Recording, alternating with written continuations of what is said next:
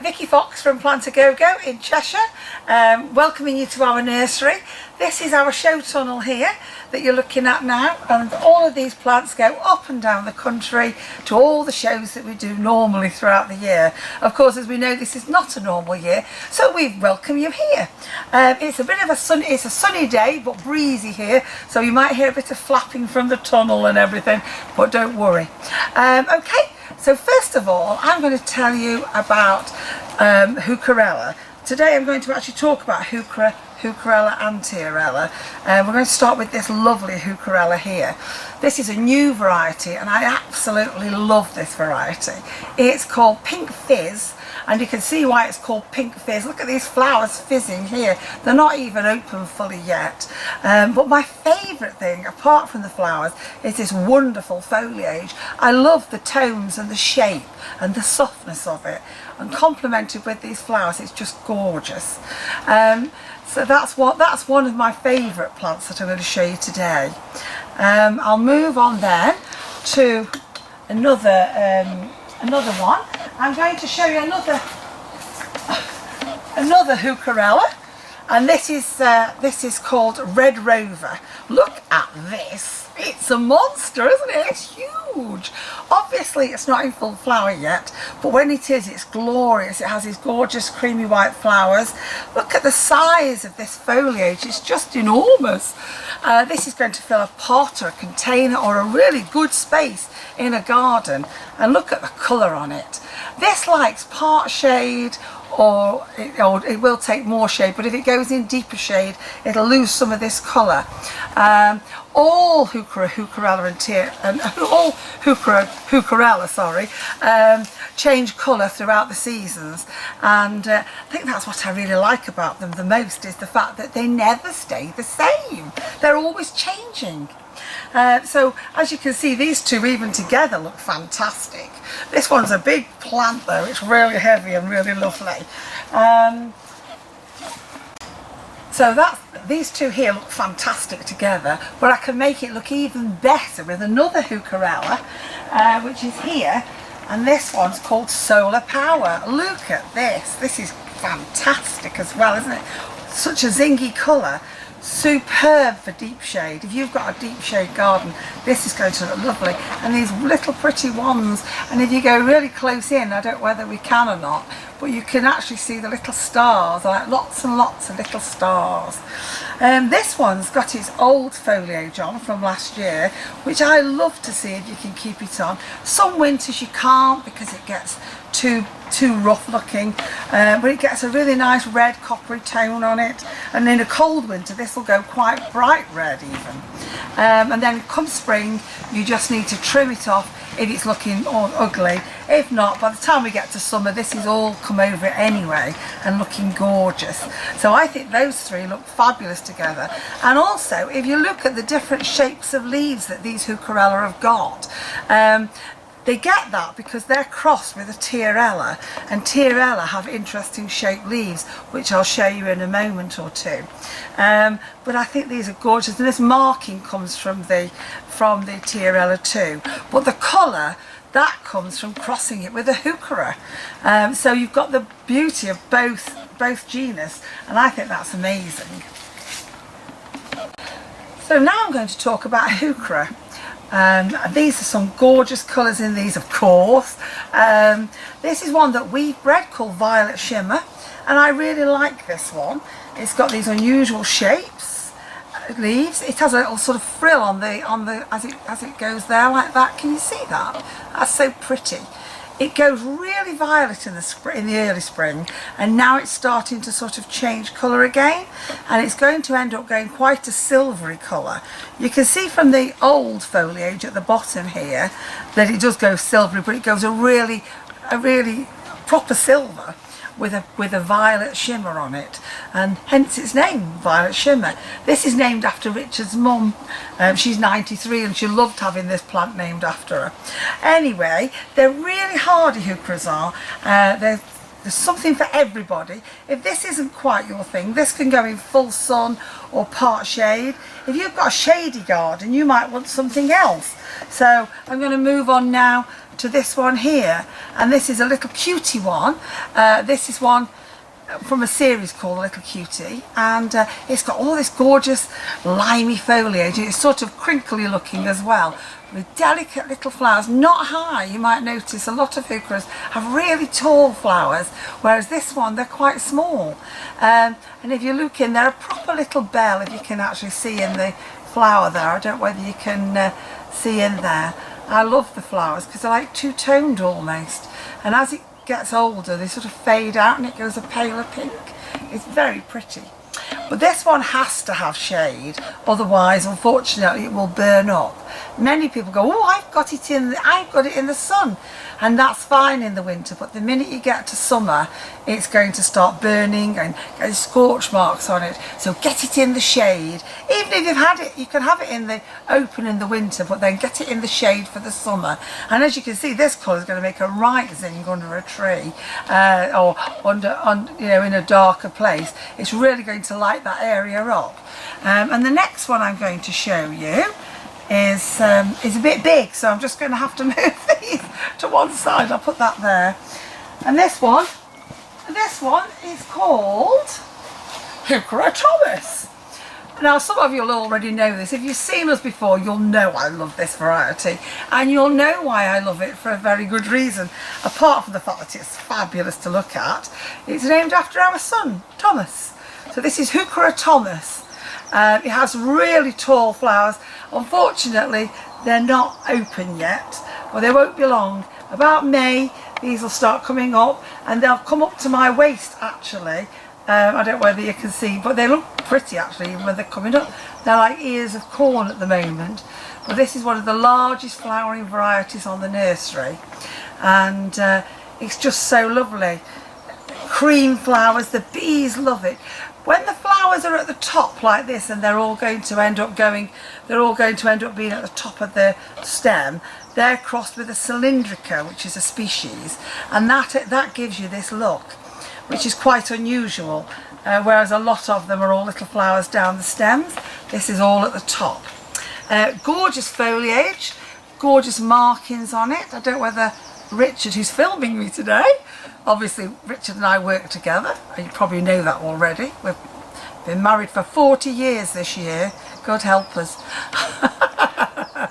I think you might be saying something to me. Blowing me a kiss. So there we go. Can you see those markings on there? They're gorgeous. Okay, so that one. This one loves the full sun, part shade. It'll even go in deeper shade. So that one's a nice one. All together, I mean, I've got many other colours of these. As you look around the tunnel, you can see there's reds, there's oranges, there's lime green ones, loads and loads of different varieties, but I can't show you them all here today. Moving on to Tiarella now, and love these as well. Well, I love them all, don't I really? They're all my babies really. And these are gorgeous because they've got these lovely foamy flowers, and that's actually the common name for them, foam flower. They don't come in a variety of leaf colour, but what they do come in is a variety of leaf shape. Look at these fabulous shaped leaves. They've got lots of dissected foliage. They have markings down the middle. I mean, this is just two varieties. There's a lot of varieties to go at. These actually are two that we've bred, and these are called, this one's called Raspberry Sunday, and this one's called Emerald Ellie. And I think you can see why this is called a Raspberry Sunday, because it's got this pink top on it. Looks like someone's just poured the sauce, doesn't it, on it, over the ice cream. If I tilt them up a bit, you can really look inside them, which is, I think the view from the top is lovely. Now these have to have shade. These love the shade. Deep shade, part shade, but definitely no sun. They can't take any sun. They will burn up. They're easy to grow, just like the others, easy to grow. They'll grow under shrubs, they'll grow under trees. They're actually North American woodland plants. That's where they all come from. In fact, that's where all the Heucherella and Tiarella that we grow are hybrids of. So So that's nice you to know. They're all members of the Saxifrageaceae family as well, just in case you didn't know. So now these, terribly hardy, they will die down if we get a really, really bad winter, but most of the time they're evergreen, just like the Heuchera and the Heucherella. So to get the, remembering that, if you actually put a Tiarella and a Heuchera together, you're going to get the Heucherella. So when you cross this and this, you're going to get this. I can't necessarily say it's going to end up like this, but that is what a Heucherella is. It's a cross between these two. And that's what gives you all this wonderful shape, comes from the Tiarella, and all these little starry flowers come from the Tiarella. And the colour, as I said before, comes all from the Heuchera. And here we are now with some of the plants from the National Collection. These are some of my favourite ones. There's lots of other ones, but these are in flower at the moment. And I have to peer through them because a lot of the National Collection ones are quite tall. They're those cylindrical ones that I mentioned before, and they have these wand-like flowers. Now this is one called Hyperion, and it's a gorgeous variety, quite different than the others because it has these tall stems with all the flowers at the top. The buds, as I say, are here, and these look a bit like ear of corn as they start to come up, but then they all start to open, and they'll end up sort of as big as my hand is, like that, when they're fully open. So that's a gorgeous one. Green foliage. A lot of the National Collection ones have green foliage, but actually for some people that's a really good thing, because not everybody likes really bold coloured foliage. Some people want a Heuchera to stay in their garden and then just say hello come summer. If you deadhead these, they will keep coming back throughout the year. This is another variety here I've got, and this is called Cheeky. We haven't got many of this available at the minute, but we will later on in the year. We take this to shows sometimes because it's just a sort of pretty pink, and it looks poppy in amongst all those bright colours. You can have this in your border, you can have it in a container, probably better in a border though, because it can just pop up. The bees love these old varieties. They love them all, but they really love some of these. They buzz around them and you really notice them because you haven't got all the colour there. And then the last one I'm going to show you, this one rarely makes it to a show because it's not very often in flower when the show is on. This is one from the Mary Ramsdale National Collection, and as you can see it's got a number here, and it's got MR. No name MR, and that means it's not got a name from the Mary Ramsdale collection and with its number. But if you look at the flowers on this closely, they are really cute. They've got like little sort of curling back, they sort of curl back a little bit, making them very, very pretty, I think. And this gets full of these white flowers. It's not even open yet properly. It'll just be a mass of white. It's a low growing one. Green again, but what's not to love about these? There's something, a little bit of history with them as well, these.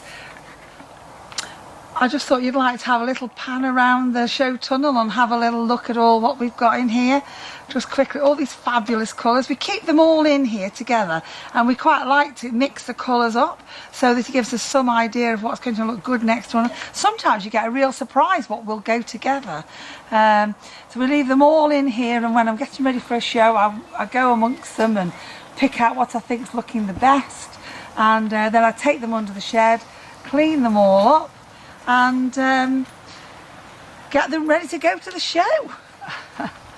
There's some gorgeous varieties though. So I've brought you into this tunnel today. I thought I'd show you a bit around the nursery while I'm doing the other things as well. And in here, there's all sales plants in here, but they're not quite ready yet. The ones on the far bed are ready and are going out. They'll be gone soon.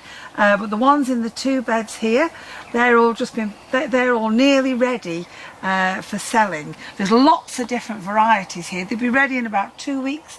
Once they get to this stage, they grow really quick now. They take a little while to get to this, but if I pull one out, you can just see they're starting to run their roots here now. So once their roots hit the bottom, they really start to put their top on, and the colour starts to come and everything. So that's nice to know. About 2 weeks. This is one called Sugar Plum. This is going to change dramatically as it gets bigger. This is one of the old pots that we've been using. But we've started. These are just reusable. But if Richard pans over there, you can see there's all grey pots. Well, they're all recyclable pots now that we've moved over to. So this is the size of plant that you'll get from us in the post, but a little bit bigger top on, obviously. So there you go. Just thought you'd like to see in here and see them all growing. We've got lots of new varieties coming on as well. So you need to keep an eye on the website and keep a lookout. Here we are in the engine room of the nursery, better known as the potting shed. We spend a lot of time in here potting. We love potting because it's just such a good, it makes you feel really good. But sometimes when you've had a heuchera a long time, this is what it looks like. This has just been dug up out of our garden, and it's getting a bit old and tired. It's probably about 10 years old now, this. It's had a few tidies up in its past, but now it really needs a big one. It's either do this or change it, really, because otherwise it's going to go very stalky, very leggy, and not be very attractive at all. And this is a great variety because this is metallic shimmer, and it throws out these gorgeous plumes of creamy, frothy flowers. Anyway, as you can see, these are where I've chopped them back last time. It's a big old plant. And I'm going to start tidying it up, and while I'm doing this we'll probably be able to take a little cutting or two maybe as well if we're lucky. So I'm going to have to put these on for this because I can't see without them. So what I'm going to do now is I'll try and do it so Richard can get it with the camera. I'm basically going to go all over it and just rag all this out. You have to be a bit careful, put a pair of gloves on because it is a little bit spiky. Sometimes these old flower things can be quite spiky if you're not careful. And basically I'm going to have to have a little look what I'm doing on this now. So I'm going to rag it all about like this. You don't need to take too much root because they're very shallow rooted anyway. They can grow on quite poor soil, Heucherella and Tiarella. They're not bothered, but it has to be very well drained. They don't like it if it's not well drained. So I'm going to go all the way through. Can you see in here? It's got all this old thatch. They're quite brittle, so you do have to be a bit careful. But otherwise you could end up breaking the whole thing. So, and here I have a pair of scissors and of course a bread knife. Every horticulturalist worth his salt has a bread knife. And the bread knife's really handy for when you have to chop them up a bit and do, but I rarely use a knife on any of these shoots. Never use a knife on these bits. It's only really to chop them back a bit, the roots a bit like that. Never use the knife on here, not like other predators where you just stick the fork in or the knife in and divide them. You mustn't do that with these because otherwise you will have no heuchera. Okay, so just tidying it up a bit. Going to get all this off. I won't be able to do it all on this film, otherwise you'll be here for about 20 minutes, but I'll do a bit of it.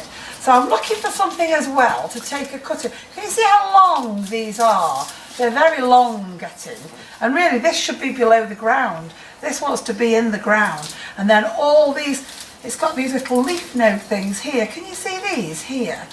There's like little white bits here. I'm going to break it off like that. There's all these little white bits, and it's got the ability to throw up new shoots from that, and that'll make this loads bushier. But I'm going to look for a cutting to take on this one.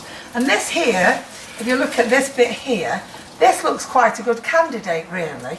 So I'm going to take that one off and make a new plant just in case I need one in the future. Remember, if you do cuttings, you cannot sell them. Most Heucherella and Tiarella have got plant breeders' rights. So you need to just do them for your own amusement and for giving to friends. Okay, so I'm going to put my thumb there and I'm just going to give it a little bit of a pull down. And there you have it. That's my cutting. I've taken one cutting off this.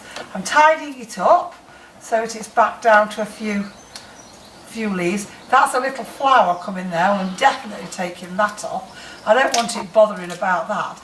Now it's a bit of a funny shape, as you can see, but actually it's a bit of a funny shape, as you can see, but this will be fine. We can use this like this, or we can shorten it. But I'm going to put this today in a big pot because I think it'll be fine. It's quite a strong cutting. Can you see how I haven't bothered neatening it off? Heuchera are much better if you don't tidy them up. If you get a knife, a sharp knife on them, sometimes they just don't root. So I'm going to take this now over here to where my pot of compost is. I'm going to get myself one of our recycled pots, pop some multi-purpose compost in there. Don't pack it down, just quite light. So I'll do it again. You just scoop it up quite lightly. Don't pat it down, give it a shake. And all I'm going to do is just put that in there and get it straight. Can you see that? And that's all I'm going to do to that. And then obviously I'm going to label it because I won't know what it is otherwise. I'm going to leave that in that pot and let it grow. Don't overwater it, because if you overwater it, it's going to get, it won't grow roots. They're better if they're kept on the drier side. So you just have to water them now and again. Just check them with your finger and they'll be fine. And there's one. So I'm going to go back to this again now. And basically I'm just going to go all over it like this, taking all this thatch out, cleaning the middle out of it and everything. You can do this with all of your old ones. You don't have to do this, of course you could start again, but some people love to have a go and see if they can bring them back. It doesn't always work, but more often than not. Anyway, so there you go. So that's what you do with your old Heuchera. Okay, well, while I was cleaning all this up, it just made me a nice cup of coffee. Very nice, thanks Rick. As you can see, I've been busy on this. It's not taken that long. It's really was ready for doing. I don't know whether you can see all of that. Are we getting that right, I'm hoping. I've cleaned it all inside. I've taken all the old leaves off and old chaff from in the middle and left all these big stalks now. As you can see, it's not got much root on it now because, well, they're very shallow rooted, but actually these in particular are growing in the most worst ground you can imagine. It's actually cinders and stones and all this is what's underneath it, but it actually helps make it really, really well drained. We used to throw the cinders from the fire on this bit of ground, but these Heucheras, they don't seem to mind at all. Now I've cleaned it all up and I think it looks not bad at all, but I'm going to show you a couple of tricks before I put it back together, before I tell you what to do with it now. Oh, and be careful, by the way, because look at my gloves. They're in shreds. You shouldn't really wear these sort of gloves for doing this. You want to wear a pair of proper gloves, but I've just got these on anyway. But can you see I've got all holes in my gloves and that's these. They're really, really sharp when you're doing it, so just take care. All this is what's come off it. Loads of rubbish, old leaves and everything. Now then, Heuchera do sometimes you find vine weevil. No, so I'll start again. Oh, you put in this coffee, Rick. Anyway, vine weevil sometimes do attack Heucheras, and they can ruin them. You won't get anything like this left. You'll have none of that left. It'll just come off in your hand. You'll pick it up and it'll be like that, nothing left. So this is a great time to be able to make it so that the birds can help you out with this one. So what I do with mine is, and we do this with the show plants as well, I dig them up, I have a good look at them, and I leave them on their side like this, like that. So the birds, and I just give it a little bit of a scraping, I've already done that, so I won't do any more. Give it a little bit of a scraping, and the birds, if there are anything there, they'll just come and get them. So I just leave them on the top of the soil for an hour or two and see if the birds are interested. If the birds are interested, then I keep raking it out, and then they keep coming back. Trusty Robin will come and get them, or the blackbird. Anyway, so that's the vine weevil. If you want to know more about the vine weevil, you could go on our newsletter, join our newsletter, and I send out emails and everything now and again. When's the best time to do this? You know, and pictures of me doing it, and you know when to actually water them with nematodes, which is the best way nowadays to get rid of your vine weevil. So that's a good idea to join that. You can find that on the website. I don't send you too many, and obviously we don't share your details. And the other thing you might find on them is caterpillars. Sometimes you'll find a leaf, I haven't found one on this, that's all sealed up like that, and inside is a little tiny caterpillar, and they can make a right mess of your heucheras. So now is a good time for looking those as well. So it's like a big job all done in one go. So now what I'm going to do is, I can't do it here because obviously my flower bed's not here, but when I go back into the garden with it, I'm going to bury it to about here. I'm going to get it and put the soil to here where my hand is, like that. And so these crowns will be sticking out the ground, and it'll all start shooting and rooting again. Fresh roots will grow and more shoots will come, and it will just be a lot better plant. This one's great. Sometimes they go a bit past the pale. You can get stalks that go like this on them, and then that's a bit of a risk then. But this is a sure bet. If you want to know more what happens to this, as I say, join the newsletter and you will find out. So that's it really, that's all you have to do. Give it a little feed. We use loose poo, which is great, which is alpaca poo, and which is really good for them. A simple feed, nothing complicated and nothing synthetic. Anyway, enjoy your heucheras. I hope this has helped. There's loads of things you can do with them. They're such a beautiful plant, and such a lot of things you can plant, where you can plant them and places to put them.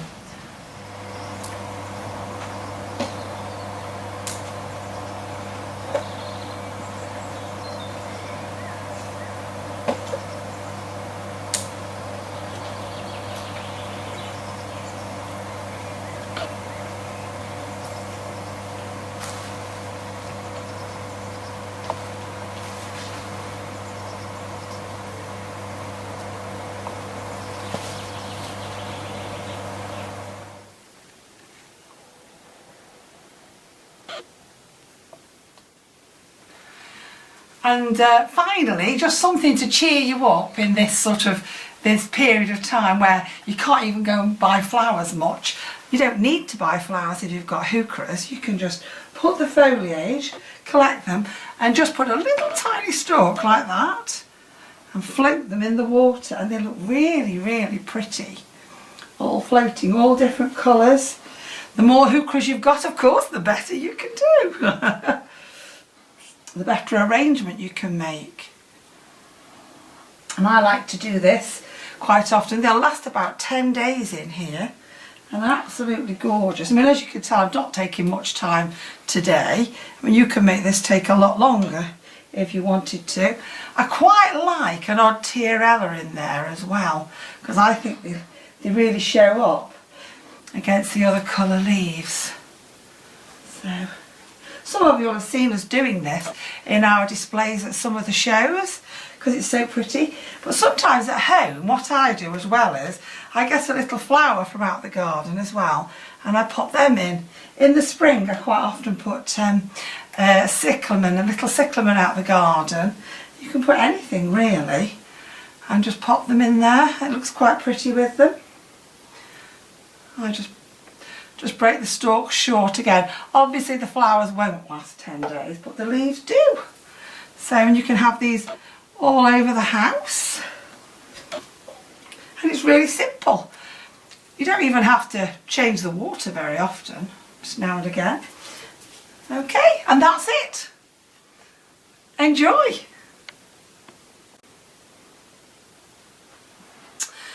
I think they're great as well for using as flower arrangements. You can put them in a little jug or a little glass.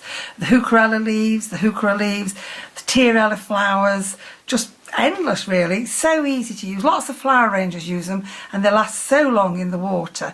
So enjoy them all, won't you?